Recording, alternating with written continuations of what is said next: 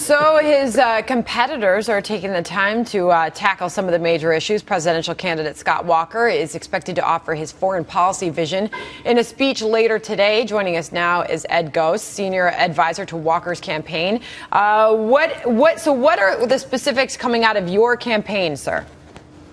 Well, I think you're going to have Scott Walker address in a very honest way what he feels the real threats are to this country.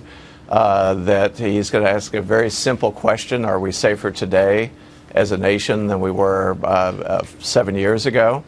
And I think the answer to that is a resounding no.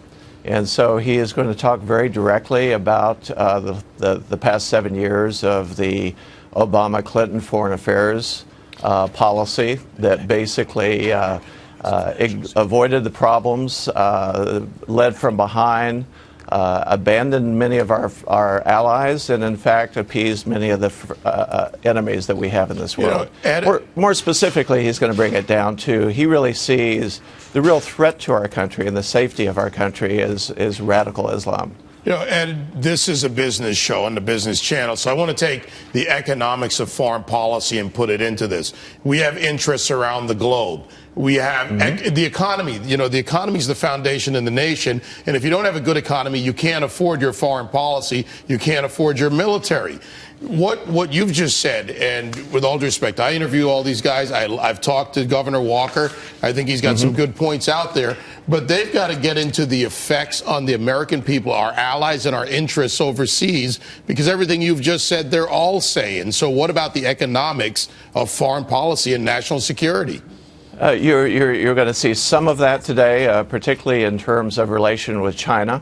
As you know, he called for earlier in this week to step down from or back away from the state visit of the head of China, the president of China. And I think a lot of that is a combination of what we see many of these countries doing in terms of not only impact on free trade, but even fair trade. That very much comes into play. But you can't ignore the fact that in this country, in terms of the beliefs of the American people, they are basically anxious over two things. One is they're very anxious about the economy and whether the economy is going to take another downturn, that the growth in this country has been very anemic at best.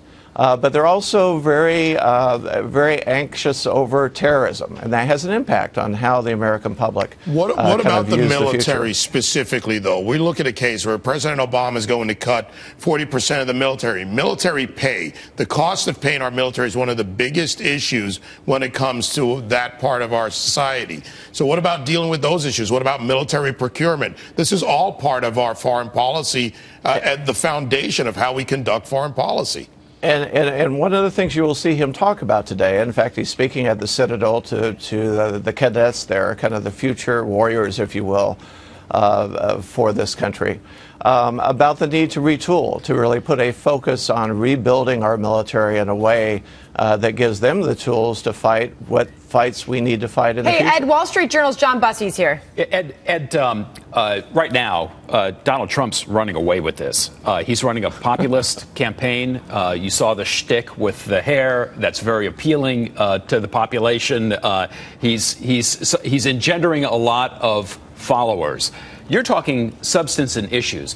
What happens to this campaign? Does the Republican Party apparatus at some point move away from a Donald Trump because he's not talking about the issues as much? Or does it say, hey, this seems to be appealing to the public. This is going to be our guy who goes up against the Democrat? No, I think at the end it's going to come down to the reality of, and the middle class in this country is very huge. It's about 70%, 71, 72% of the American public.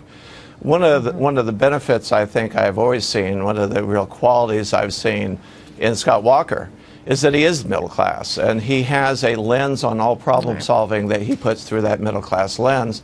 In terms of the polling, I'm not going to get into the back and forth. And to his point, he's just saying, the message is different. Donald Trump is learning that the way he's putting his message across is reaching the American people. It's working. He's making it exciting again.